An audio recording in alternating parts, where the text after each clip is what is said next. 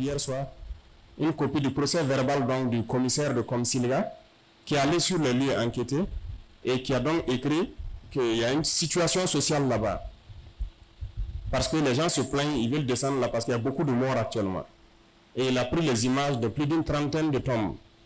Des gens qui sont morts du 27 au combien là? En tout cas, le temps d'absence de la dame. Moi, ça m'a touché un peu et ça m'a déçu. Parce que dans ce temps, on aurait pu décider avec tout ce qu'on avait comme information et la laisser reprendre ses activités pour la question sociale. Parce que c'est des gens, des pauvres Burkinabés qui n'arrivent pas à aller à l'hôpital, qui viennent là-bas se soigner gratuitement. Et la procédure va se poursuivre. Elle va aller répondre à la justice. Vous programmez le jugement, elle va aller répondre.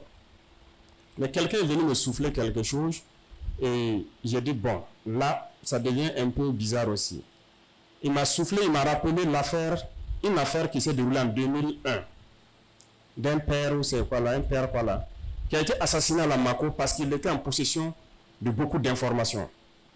Et un certain Congo qui a été assassiné dans la même semaine et une madame meilleure et quelque chose. Il m'a raconté l'histoire. Que lorsque les individus ont certaines informations, il faut faire attention, il faut les mettre en lieu sûr. J'ai dit, ok, donc il faut voir l'option Maka. Et c'est ça qu'ils sont allés négocier aussi, que les gens avaient refusé. Et là, j'ai compris qu'il y a une volonté manifeste. Mais je vais vous dire clairement ce qu'il y a. Au besoin, dès demain, on met à la disposition du public donc le rapport primaire de l'ANR là. Chacun va lire et comprendre. Tant que ça ne va pas enfreindre le reste de l'enquête, vous allez comprendre. Il y a une grosse conspiration en bas de tout ça.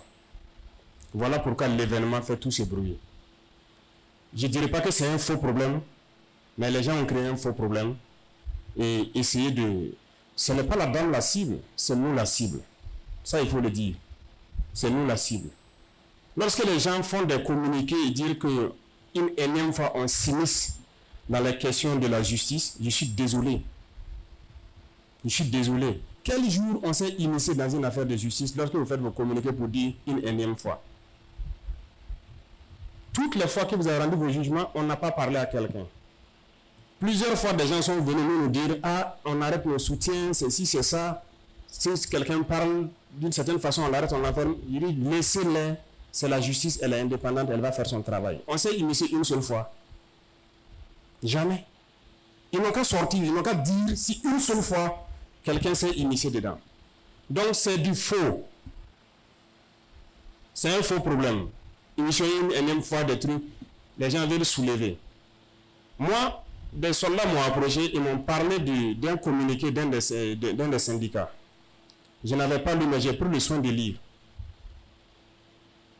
Est-ce que pour faire un communiqué, on a besoin de dire que les soldats n'arrivent même pas à sécuriser les populations et ainsi de suite? Ça a quoi à voir avec l'affaire?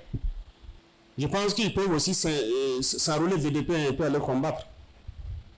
Sinon, il faut rester sur votre problème, c'est que les militaires sont venus au tribunal, vous dénoncez ça. Et on reste sur ça. Maintenant, les gens avaient d'autres intentions. Ça, il faut le dire clairement. Moi, je les ai rappelés. Tout ce que nous, on a fait pour la justice ici au Burkina. Je les ai rappelés ça l'autre jour. On dit de juger rapidement les gens qui sont à la PHS parce que c'est trop plein. On dit que pour juger, il faut qu'on reconstruise le mur de la PHS parce que c'est court. Il faut qu'on reconstruise un autre mur. Ok, il n'y a pas de problème. Monsieur le ministre, construisez le mur. Le devis du mur est très élevé. Le ministre dit qu'il n'a pas de budget pour ça. Le DIRCAB, j'ai dit, enlevez à la présidence, vous construisez. Vous laissez tomber certaines activités, vous construisez le mur là. Le mur a été construit. Mais il faut qu'ils le sachent. Nous, nos téléphones existent, nos messages existent. Et on le dit haut et fort. On ne fera de faveur à personne. On ne fera de faveur à personne parce qu'on n'en a même pas. Il faut que tout le monde se range et qu'on avance. D'ailleurs, j'ai demandé de faire le point de tous ceux qui sont en prison et qui n'ont pas de jugement là. On va voir. Il faut qu'on change. Il faut qu'on change. Ce n'est pas bien. Devant eux, je les ai dit, si je dois continuer, c'est malhonnête ce qui se passe. Si tout de suite, un jeune se lève, il insulte tout de suite vous, assis, procureur ou magistrat, vous allez l'attraper, outrage à magistrat, enfermé. Moi, on m'insulte. Des gens m'insultent. Vous êtes auto-saisi de l'affaire. Oh non, vous êtes plus que moi. Non. Moi, on m'insulte tous les jours. On me diffame, on ment sur moi dans les journaux ou quoi. Qui s'est saisi de l'affaire? Mais quelqu'un s'hasarde à dire ça sur un magistrat. Monsieur le magistrat, excusez-moi, mais c'est la réalité. On va dire outrage à un magistrat. Même souvent dans des cas de crime, on va dire qu'on va faire quoi là? Placé sous contrôle judiciaire, assigné à résidence, ainsi de suite. Tous les termes existent, non? Pourquoi ils n'ont pas adopté ça avec la question de cette dame-là? C'est la prison. Et c'est la MACO. Pourquoi? Mais posez-vous des questions. Du fait qu'elle rend un service social là, si on est humain, on peut dire, ok, comme l'incident, c'est coups et blessures, elle est en train de soigner des gens, vous êtes inculpé, mais on vous met, voilà, même si on veut mettre les GSP là-bas, elle continue de soigner les gens, si on a besoin de vous au tribunal, vous venez répondre et vous repartez. Pourquoi on ne fait pas ça? Mais posez-vous les questions. Il y a quelque chose en bas. Le rapport est disponible. Et on va rendre ça public. C'est parce qu'il y a une grosse conspiration contre nous. Et je pense que l'ANR sait que la dame a des informations. Voilà. Je vois des pseudo-intellectuels qui disent qu'il n'y a pas de super burkinabé. Très bien, il n'y a pas de super burkinabé.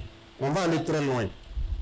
Parce que depuis longtemps, moi, j'ai demandé à ce que les magistrats retournent dans certains lieux où il y a des fonctionnaires qui sont là. Mais ils ont refusé.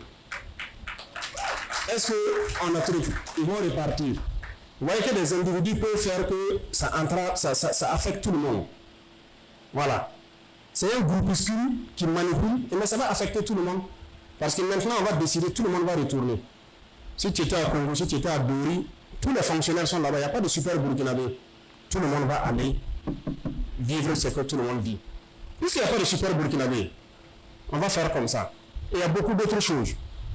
Si on doit révéler les cas d'individus qui ont sali le nom de la justice, là, c'est trop. Mais les magistrats, là, ils connaissent ces gens-là.